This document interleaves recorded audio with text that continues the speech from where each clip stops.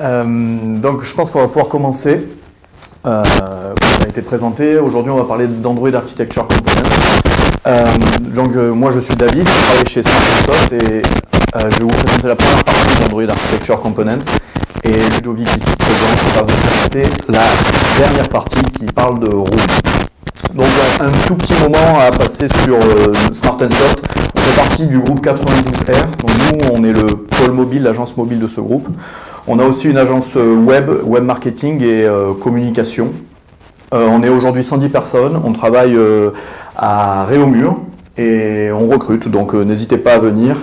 Nous, nos engagements, c'est le design, la technique et aussi le réengagement utilisateur. Donc on travaille sur toute la logique d'une appli mobile, du design, de l'UX, à bien sûr la conception technique des applis, ce qu'on va un peu parler aujourd'hui évidemment, mais aussi le réengagement, les push et comment suivre nos utilisateurs, nos clients pardon, en mode produit.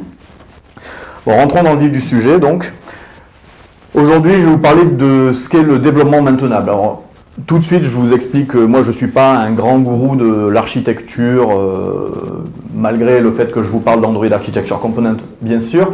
Mais on va voir quelques points simples, en fait, du développement informatique en général, et en quoi Android, dès sa base, dès sa conception, nous empêche, entre guillemets, d'appliquer certains de ces principes immuables de l'informatique. Et on verra ensuite les 4 composants, donc que 3 avec moi, et Ludovic fera le dernier, Room. On verra donc les 3 premiers composants avec moi d'Android Architecture Component, que sont Lifecycle, LiveData et le ViewModel. Donc qu'est-ce que le développement maintenable? Donc il y a plein de grands principes qu'on suit tous, plus ou moins, ou en tout cas qu'on essaye de suivre.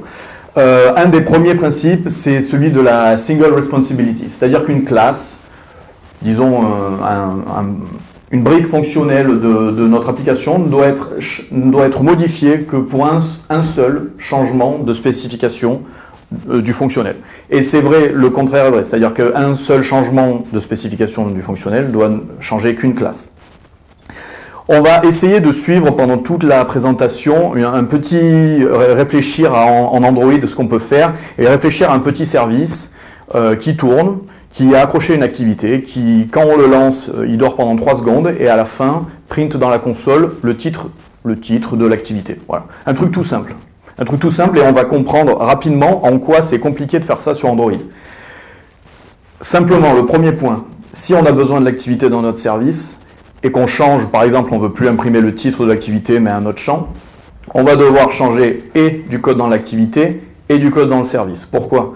Parce que notre service, il va avoir besoin de l'activité, lui, pour savoir quoi imprimer. Mais notre service, à la fin, quand l'activité est détruite, il faut qu'il relâche l'activité. Parce que sinon, on va avoir des fuites mémoire. Ça veut dire que dans le onDestroy de notre activité, on va devoir cleaner le service d'une certaine manière.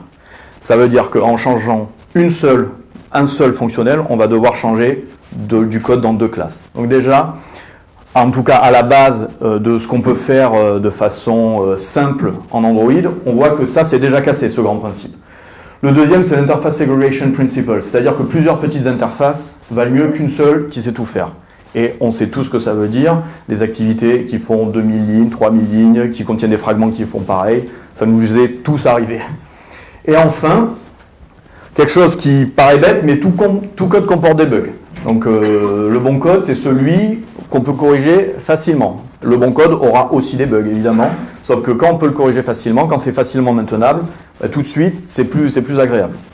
Et on va voir qu'en fait, respecter ces 2 grands principes, plus d'autres, ça permet d'avoir du code qui est plus maintenable. Donc, qu'est-ce que sont les soucis d'Android?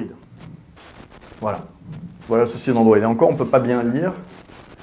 Donc on a le cycle de vie de l'activité, le cycle de vie du fragment. Une activité elle contient plusieurs fragments. On a des cycles de vie qui s'intersectent et voilà, faut gérer ça. Il faut gérer ça pour tout. Et on se rappelle de notre service. Notre service, il faut qu'il puisse imprimer quelque chose au bon moment. Si notre activité elle est dans un mauvais état, notre service ne va pas pouvoir récupérer tel ou tel champ de l'activité. Donc aujourd'hui, le souci, c'est que l'activité est tel qu'est fait Android, telle qu'est faite l'architecture d'Android, on a des problèmes. Le cycle de vie, on ne peut pas s'en passer. On ne fait pas ça simplement pour s'amuser. C'est comme ça que fonctionne Android. C'est comme ça qu'on peut créer plusieurs briques que sont les activités, les vues, et qu'elles peuvent s'enchaîner, c'est tout des callbacks. Donc, c'est un des concepts clés du développement Android. Je ne sais pas si vous vous rappelez, mais moi, en tout cas, la première chose que j'ai appris quand j'ai fait du développement Android, c'est le cycle de vie par cœur. Bon, ça ne sert pas trop à grand-chose, mais enfin bon, passons. Qu'est-ce qui se passe? Il y a beaucoup d'éléments qui maintiennent le cycle de vie. J'ai parlé des activités, un cycle de vie. J'ai parlé des activités, j'ai parlé des fragments, mais on a d'autres choses. On a des services qui maintiennent aussi des cycles de vie, qui sont peut-être plus simples, mais en tout cas, il y en a. Et on se perd vite à savoir, mais attends, on est dans quel état je suis, à quel endroit, pour savoir comment appliquer telle ou telle méthode, appliquer telle ou telle brique fonctionnelle. Donc c'est cette intrication en fait, que je mets en valeur. Et donc qu'est-ce que ça crée? Ça crée des crashs quand on a essayé d'appeler un truc dans le onStop, dans le onDestroy. Bref, on a tous eu ça et c'est des choses qui sont difficiles à reproduire. Difficiles à reproduire parce qu'il faut arriver à rejouer le cycle de vie, c'est jamais simple. On ne peut pas faire des tests unitaires aussi simplement que ça sur des callbacks de cycle de vie. Et donc c'est assez compliqué à suivre. Donc les activités, les fragments, c'est des éléments effectivement d'UI indépendants. Ça se rapproche plus ou moins d'un contrôleur en vrai. Et pour ceux qui font du MVC, bref, tout ce genre de choses et de grands principes aussi d'architecture, on peut dire que l'activité ou le fragment, c'est un contrôleur. Sauf que c'est un contrôleur qui grandit un peu trop, parce qu'il va tenir beaucoup trop de choses, les vues, les modèles, et voilà. Et donc c'est ça, il maintient le modèle de données. C'est pas au contrôleur de maintenir le modèle de données. Ça veut dire que, en plus d'être un contrôleur, il peut se détruire, parce qu'il a tout un cycle de vie, et on ne sait pas quand il se détruit. Donc, le problème, c'est que s'il va se détruire et qu'il se recrée, le modèle de données, il est détruit pareil. Google et Android ont compris ça. Ça fait longtemps qu'ils ont compris. Mais donc, ce qui se passe aujourd'hui, c'est que les applications, elles deviennent de plus en plus grosses, de plus en plus professionnelles. Il y a encore quelques années, on pouvait être tout seul et vendre des applications très chères, ou en tout cas faire des applications pour le grand public, assez facilement et très visibles. Aujourd'hui, de plus en plus, ce qu'on voit, c'est que les applications grossissent, sont même énormes. On peut réfléchir à différentes applis et on peut aussi critiquer leur fonctionnement et leur crash, etc. Mais Facebook, Uber, etc., ce sont des applis énormes avec beaucoup de gens dessus. Qu'est-ce que ça impose? Ça impose au final que les grands principes de cycle de vie où on pouvait, quand les applis n'étaient pas énormes et quand il n'y avait pas beaucoup de gens qui les maintenaient, on pouvait avoir des architectures, disons, un peu lâches, entre guillemets. Mais aujourd'hui, vu qu'on a de plus en plus des grosses applis, il faut avoir une architecture commune, robuste et maintenable. Parce que les gens vont bouger, parce qu'on va avoir des équipes de 10, 20, 100 personnes sur une appli. Les gens vont partir, revenir, il faut que tout le monde puisse continuer à travailler dessus de façon, sans s'arracher les cheveux. Ensuite, le fait est que le cycle de vie, on ne peut pas s'en passer sur Android. Donc il faut, quand on pose une architecture pour Android, qu'on soit conscient du cycle de vie propre à l'architecture Android de base. Et donc en fait, ce qu'on va essayer de faire, en tout cas ce que Google et Android ont essayé de faire, c'est de revenir aux essentiels. Et ce que j'expliquais au début, c'est une plus grande ségrégation entre les logiques, le fonctionnel d'une appli. Alors, bon, simplement au début, on va rajouter les composants. Donc c'est des dépendances à ajouter. Donc on peut ajouter les 3 premières briques ici. Donc on est passé en version stable il y a 2 semaines, un mois peut-être. On était en bêta d'abord. Quand j'ai fait cette présentation en premier, on était encore en alpha. Room, qui est la base de données que vous expliquera Ludovic, on l'ajoute de cette manière. On peut rajouter que Room a toute une implémentation et une API pour tester les montées de version d'une base de données. Et que Room a le support de RxJava 2. Mais je pense que ça sera répété. On va commencer avec la première brique. Donc, Android a fait le choix de présenter Android Architecture sous la forme de 4 briques essentielles, mais qui sont reliables entre elles. Et ils ont décidé de les présenter dans un certain ordre, que je reprends ici. Et donc la première brique, c'est Lifecycle. Donc Lifecycle, c'est un ensemble d'API qui permet à un objet d'écouter les changements de cycle de vie d'un autre objet qui a un cycle de vie, donc un fragment, une activité, etc. Donc on peut penser ça comme étant un peu ce qui se fait avec le pattern observer-observable en Java. Sauf qu'ici, en plus d'être notifié quand les valeurs changent, on peut être notifié aussi, ou connaître en tout cas le cycle de vie de l'objet qu'on observe.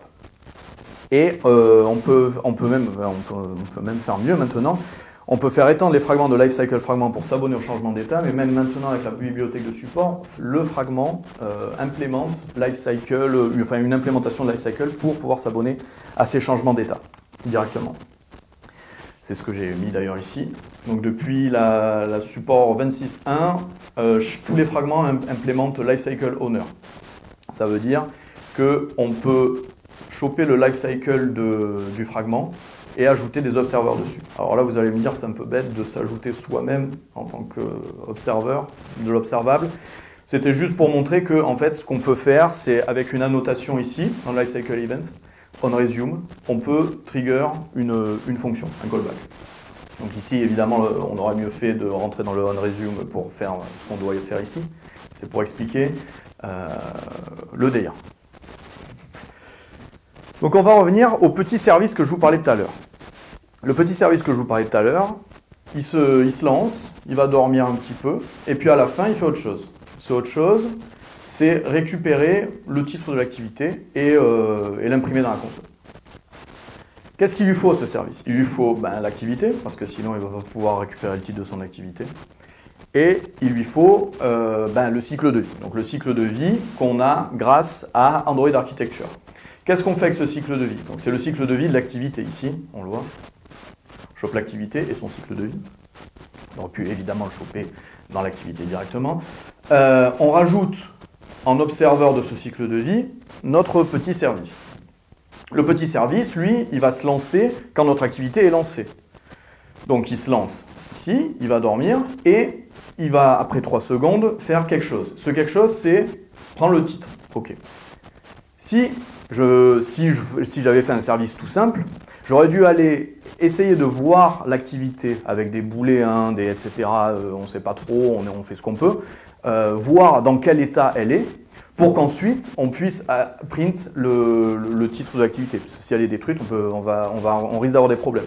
Alors peut-être que le title on l'a toujours, mais on ne sait jamais. Ce qu'on peut faire avec Lifecycle, c'est récupérer l'état courant de l'activité, en tout cas de l'objet qu'on observe, donc de l'activité ici.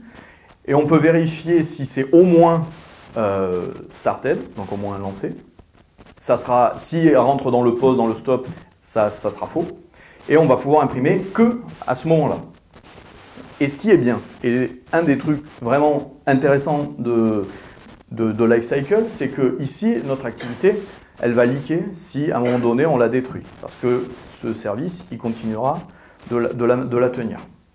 Ici, on n'a plus besoin dans l'activité de faire quelque chose dans le service pour le cleaner. C'est le service directement qui va mettre son activité à nul pour pouvoir simplement relâcher l'activité. En quoi c'est bien? C'est bien parce que l'activité, elle a simplement à lancer son service maintenant. On n'a plus besoin de le lancer dans le start, de faire quelque chose dans le onDestroy. Ça veut dire que si mon service, demain, je veux faire autre chose avec mon activité, j'ai juste à changer mon service. L'activité, elle continue à faire ce qu'elle veut. Et déjà, il y a beaucoup moins de code, c'est beaucoup plus simple. On n'a pas besoin de mettre des commentaires partout. Attention, il faut bien lancer le service. Attention, il faut bien le tuer. Blablabla. Et en plus, elle consomme un service. Simple. On passe au live data maintenant. Donc les live data, c'est des observables. Donc les live data, c'est les observables qui sont conscients du cycle de vie. Alors que Lifecycle, c'était simplement une observation des éléments du cycle de vie. Donc, mais ici, c'est un objet. Donc un live data, c'est un objet qui maintient de la donnée, disons, et qui va rentrer dans 2 callbacks, onActive et onInactive, je crois. Oui, je l'ai marqué là-bas. OnInactive quand il n'est plus observé. Et on peut faire set value pour changer la valeur du live data et ça va notifier tous les observeurs qui le suivent. Les avantages, c'est qu'on a moins de fuite de mémoire. En tout cas, les observeurs se désabonnent automatiquement. Parce que c'est le problème quand on a des observeurs en Android, il va falloir les désabonner au bon moment pour justement qu'ils ne tiennent pas des références fortes sur des activités et leaker ces activités. Donc on n'a plus de crash sur les on-stop non plus parce que les observeurs qui doivent utiliser l'activité ou un fragment, quelque chose qui maintient un cycle de vie, ils ne sont pas notifiés quand c'est dans un état inactif. Et enfin, changement de configuration, activité, réécoute, voilà, bah c'est bien. Je ne me rappelle plus trop ce que c'était ça. Et surtout, le live data, ça permet de maintenir de la donnée qu'on va pouvoir partager entre plusieurs activités. Et là, on commence à sentir, à voir ce que ça donne. On va pouvoir passer aux choses sérieuses et au view model. Donc, le view model, qu'est-ce que c'est? C'est un objet qui est maintenu dans une sorte de data manager interne d'Android Architecture Component, qui est en live, c'est-à-dire qui est en mémoire. Et une activité, un fragment, va pouvoir s'abonner au changement d'un view model, c'est-à-dire donc un modèle qui... Alors, un view model, ici, ça s'appelle view model, c'est un peu compliqué de faire relier ça au MVVM, disons, mais disons que c'est vraiment un modèle de données qui va maintenir la donnée pour afficher des vues. Hein. C'est aussi simple que ça. Et donc l'activité, elle, va s'abonner au changement d'un view model. Plusieurs activités peuvent s'abonner au même changement, enfin au changement du même view model. Et ce view model, en tout cas l'activité sera notifiée que quand elle est dans un bon état, grâce au live data. Et le view model, donc, il est dans un data manager statique qu'on peut accéder, qu'on peut accéder partout dans l'appli. Moins de memory leak, parce qu'on a des mises à jour, et puis on a des mises à jour de lui que dans les états actifs. Et le view model, donc il est persistant en mémoire, ça veut dire que notre activité elle est détruite, on a un changement de configuration entre paysage et portrait, ça, on sait tous que c'est un peu compliqué parfois, tout ce genre de choses, comme c'est plus l'activité qui maintient son modèle de données, mais un modèle de données qui est complètement détaché, et bien donc tous les changements de configuration, les destructions, ça ne touche pas le view model. C'est aussi intéressant pour se passer des données entre fragments, entre activités. Puisque la plupart du temps, soit on va s'envoyer un bundle, soit on va essayer de faire des choses pas très funky en passant quand même, en essayant de récupérer des références de chaque chose pour pouvoir leur passer des données, ou on va s'envoyer des broadcasts. Ici, le view model, lui, on lui fait notifier un changement. Lui, le view model, tous ceux qui l'écoutent et tous ceux qui sont abonnés à ces changements vont changer. Donc on peut se passer des données en plus facilement entre les activités, les fragments, tout ce qui maintient un cycle de vie, sans casser l'essence même du fait qu'un fragment et une activité sont des éléments dits indépendants, et donc ils doivent être indépendants. Donc les bonnes pratiques du view model, c'est qu'il faut...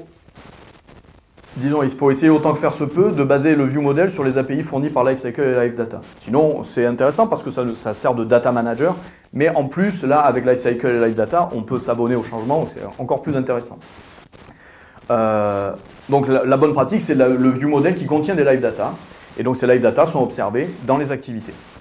Le chargement des données, que ce soit en base de données ou sur réseau, doit être délégué à un service. Et Android Architecture Components nous pousse maintenant de plus en plus à faire des choses séparément. Réfléchissez, si on est dans une équipe, il y a quelqu'un qui peut s'occuper de faire son service, quelqu'un qui peut s'occuper de faire le view model et les activités, sans devoir faire des merges un peu à la cow-boy entre est-ce que j'ai fait, est-ce que j'ai pas fait, je t'ai écrasé tes données, bon d'accord.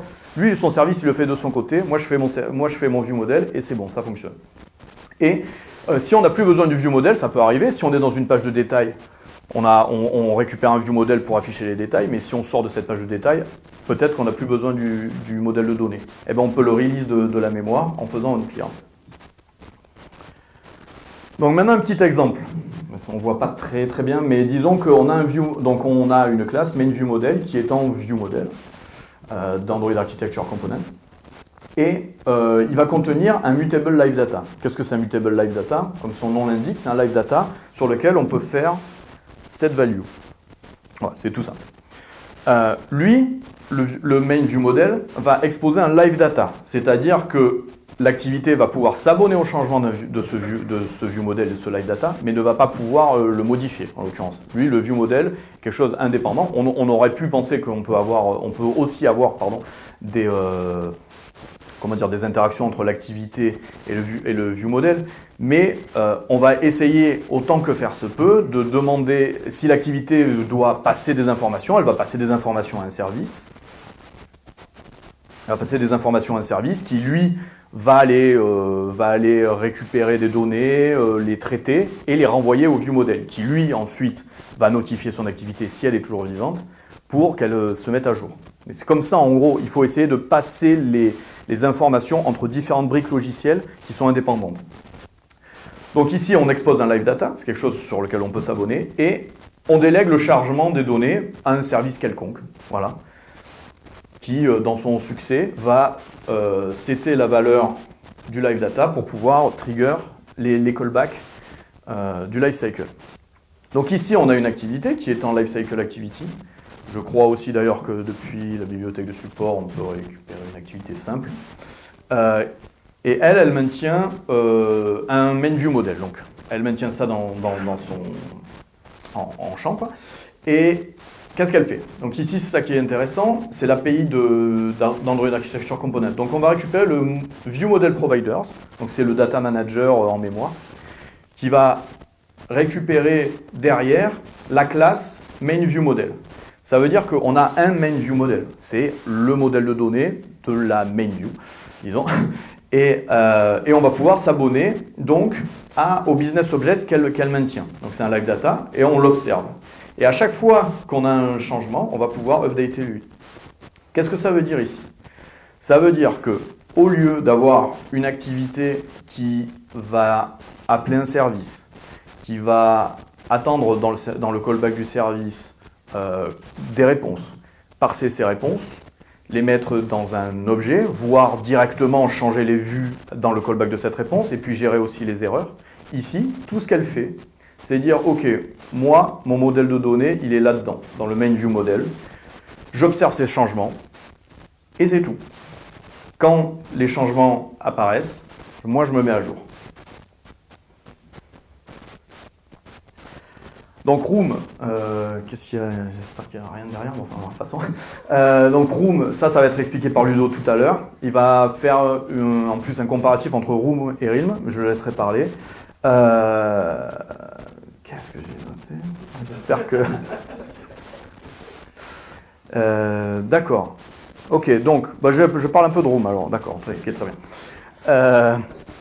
Room, donc, c'est la quatrième brique logicielle. Donc, la première, donc, c'est View Model, Live Data et Lifecycle qui marchent un petit peu ensemble, en vrai. En tout cas, on voit que ensemble, ça peut bien fonctionner. Et ensuite, on a Room qui est un ORM sur la base de données SQLite et qui permet d'être une base de données, en vrai. Donc le constat sur la persistance, c'est qu'une bonne app aujourd'hui, c'est en tout cas ça c'est mon avis personnel, c'est une app qui fonctionne sans réseau, même peut-être en service dégradé, mais il faut quand même qu'il y ait quelque chose. Ça veut dire que nous tous, a priori, on s'est déjà cassé les dents sur comment je vais persister mes données. Est-ce que je les sauvegarde dans les préférences utilisateurs? Est-ce que j'écris dans un gros fichier texte et puis bon, je parserai derrière? Ou j'ai un gros data manager en mémoire et puis à la fin, je vais aller tout sauvegarder et puis tout loader au début. Ou même Realm aujourd'hui. Et puis en vrai, on a tous essayé le connecteur SQLite parce que certains d'entre nous, avant de faire du mobile, faisaient peut-être du client lourd et on utilise pas mal les bases de données SQL.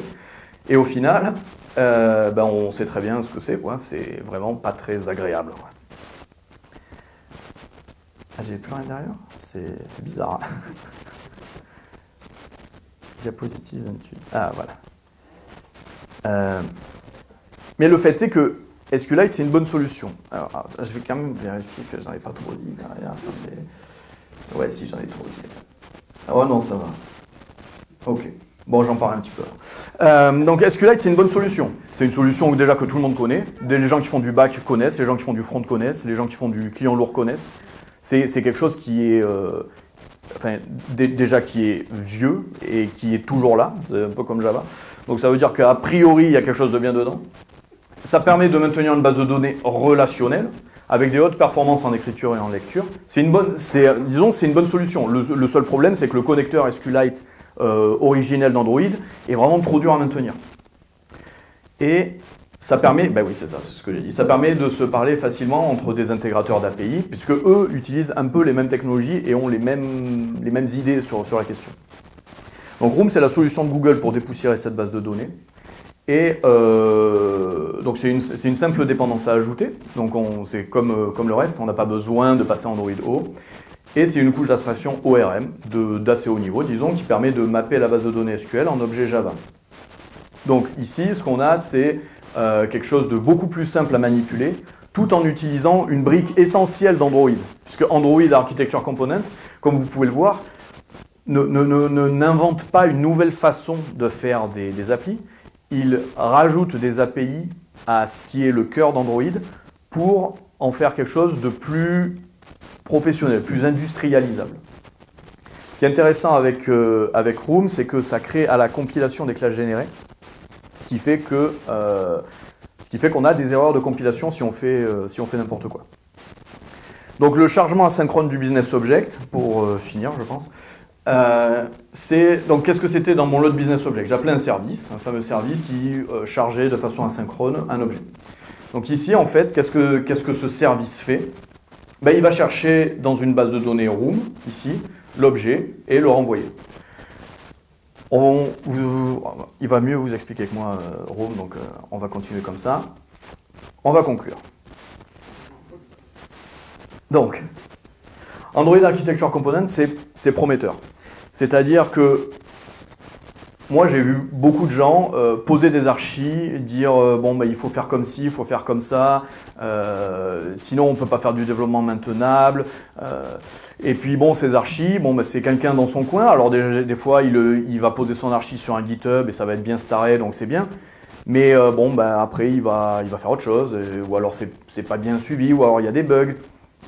Qui c'est qui maintient ça? C'est personne ou c'est la communauté. C'est pas mal, c'est pas ça que je dis. Ce que je veux dire, c'est que ici, on a Android qui s'est un petit peu secoué pour nous sortir une vraie architecture et qui est vraiment utilisable. Dès aujourd'hui, le ViewModel, vous pouvez déjà l'utiliser, ça marche très bien.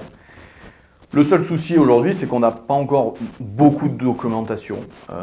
Sur Stack Overflow, c'est assez difficile et la doc d'Android, elle est scalée. Et donc ça, c'est les 3 premières briques. ViewModel, mangez-en, c'est bon. Room, ça va vous être expliqué par Ludo, beaucoup mieux que ce que je l'ai fait. Voilà, quelques liens utiles. Les liens avec la doc, Room, le ViewModel, et un petit GitHub que vous pouvez aller voir où je pose quelques briques pour montrer comment passer, enfin pas comment passer, disons, mais une petite appli qui va utiliser un peu les 4 briques pour voir comment implémenter ça facilement dans vos applis. Voilà, c'est bon, c'est tout pour moi. Merci.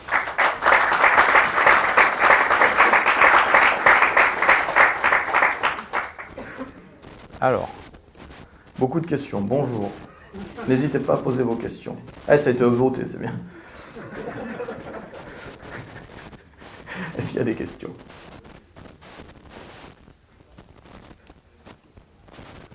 Ouais, alors attends, je te passe le micro. En fait, je ne sais pas si c'est plus une question qu'une... Les deux, prends les deux comme ça. Comme ça Ah oui, en fait, comme je disais à ma collègue Benjamin, en fait, dans le code qui est appelé ViewModel, en fait, le ViewModel Factory, je crois. Provider, ouais.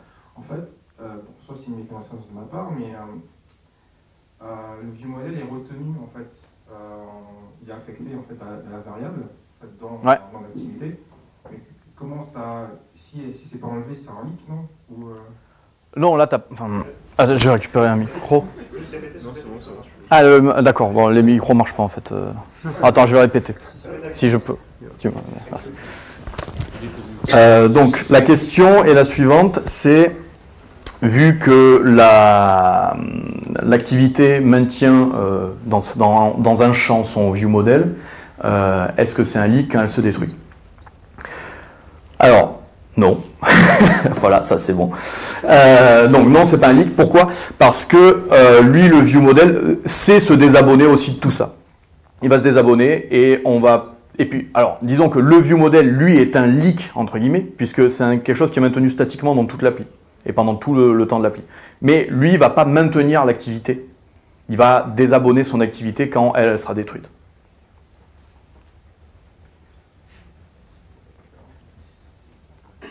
Parce qu'en fait, c'est une affectation, du coup, je comprends pas. Ben, disons que lui, il est affecté, donc l'activité, elle tient le view model. Mais le view model ne tient pas l'activité. Ouais. D'accord. Voilà.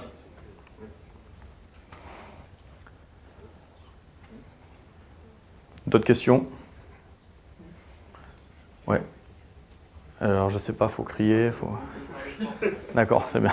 Quand on veut faire de l'injection de dépendance avec les view models, quand on veut par exemple passer les services et l'accès à Room via de l'injection de dépendance, comment on peut faire pour que le view model ait ces dépendances vu qu'il est construit par un view model provider? Bonne question, je ne sais pas du tout. Je ne suis pas super fort en injection de dépendance. Je pense qu'une des idées aussi, c'est d'éviter de faire trop d'injection de dépendance, en vrai, d'utiliser les view models. Mais bon, effectivement, je ne suis pas expert en injection de dépendance. Mais je pense que, disons en parlant de Dagger, etc., ce qui est bien avec Dagger, c'est que justement, on peut avoir des choses qui sont séparées. Là, c'est un peu la même idée. Donc c'est peut-être difficile de faire les deux en même temps. Même si c'est pas exactement la même chose, on est d'accord. C'est peut-être difficile d'utiliser les deux en même temps, mais je suis pas absolument sûr de ce que je dis. Je te conseille d'essayer.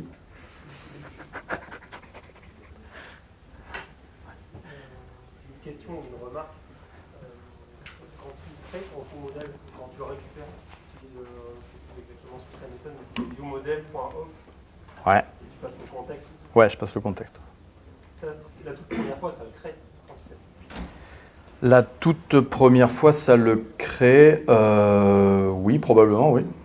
Dessus, après, tu peux faire des set data et des get data. Attends, hein, j'essaie de le retrouver en même temps. Oui. Oui. Si, quand tu récupères ton view model pour pousser de la data dedans, tu le récupères depuis une activité, mettons. Donc tu fais ton view model off, ton activité en paramètres, tu t'en sers pour setter des data. Et d'un autre côté, tu es dans un fragment, mettons, qui est tenu par ton activité, tu veux récupérer de la data, ou alors t'abonner dessus. Tu vas faire view model off, un contexte, je suis dans un fragment, je me dis. Et ensuite, je m'abonne sur le live data pour être notifié. Ça, d'expérience, ça ne marche pas bien. Il faut obligatoirement passer le... Je ne sais pas si tu as déjà rencontré le problème là-dessus. Non. Passer le même contexte. D'accord. C'est l'activity. Ok. D'expérience, en fait, j'ai eu pas mal de petits soucis Ouais. que je n'avais pas pensé. Il faut bien penser à passer le même contexte. D'accord. Quand on fait le set ou quand on fait le get. Ok, donc je vais répéter. Donc dans le modèle view, j'ai plus de connexion donc je peux plus ouvrir la page. Dans le view model providers of this, donc this ici on a un contexte. Ce que disait monsieur, c'est qu'il faut passer le même contexte, surtout quand on est dans un fragment, passer le contexte de l'activité et non pas le contexte du fragment. Sinon, apparemment, on a des problèmes de synchronisation ou c'est pas la même chose qui est créée en base. Enfin, L'expérience, moi j'ai eu des soucis là-dessus, je sais pas si d'accord. tu peux confirmer ou infirmer. Je sais pas, c'est un peu tout nouveau, donc. Mais bon, voilà. Mais en tout cas, merci pour cette remarque. Apparemment, il y a des soucis. Moi, je les ai pas eu, donc je peux pas en parler. Mais ok. Une remarque là-dessus, est-ce que le concept, c'est pas de passer de l'application context Oui, je pense qu'en passant application context, on est plus tranquille, a priori. Enfin, je sais pas, enfin, je pense que c'est ça. Le contexte le plus haut niveau, c'est simplement pour créer de toute façon le view model.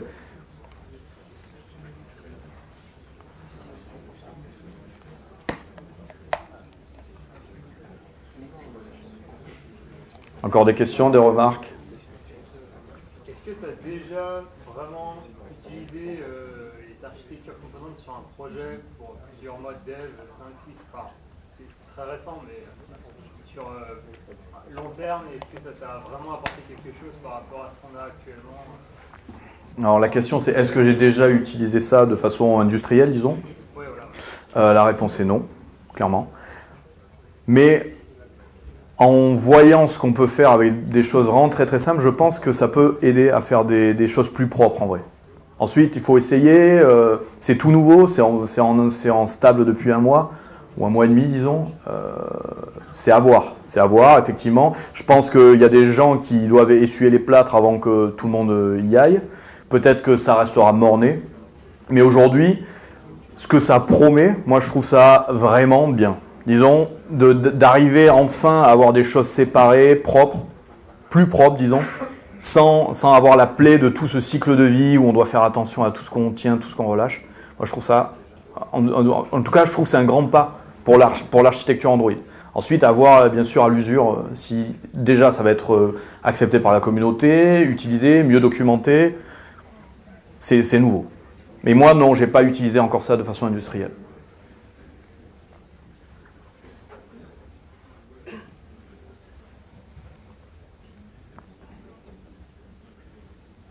Ok. Ben merci. Ah, encore une. Oui. Est-ce qu'il y a des gens dans la salle qui l'ont déjà utilisé? J'aimerais bien savoir le pourcentage. Par applaudissement. Donc par applaudissement, c'était les nombres de gens qui ont utilisé Android Architecture Component. Ils ont levé les mains, mais on ne l'entendra pas là, au micro. Voilà, donc bon, ça n'a pas encore beaucoup applaudi, mais c'est bien. C'est bien, ça commence à venir, c'est intéressant. Merci à tous, et je vais passer la parole à Ludo.